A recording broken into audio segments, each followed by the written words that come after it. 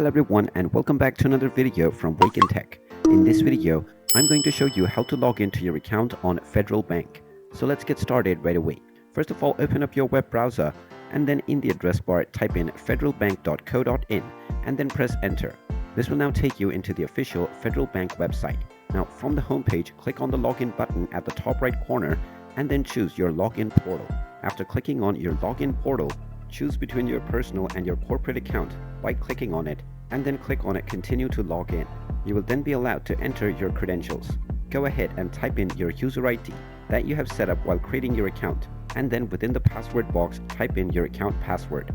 Now if you're a retail user, you will need to enter your phone number as well. So go ahead and type in your phone number including your country code within the given box and then type in the verification code that you see within the screen. After typing in the code, you can click on the login button and you will successfully be logged into your account on Federal Bank right away. In case you have forgotten your user ID or your password, you will find the respective buttons underneath the login section. And there you have it. That is how easy it is to log into your account on the Federal Bank website. If you find this video helpful, make sure you hit that like button and subscribe to our channel if you haven't done so already. Also ring that notification bell to never miss another update from us. Thank you for watching and I will see you again in the next video.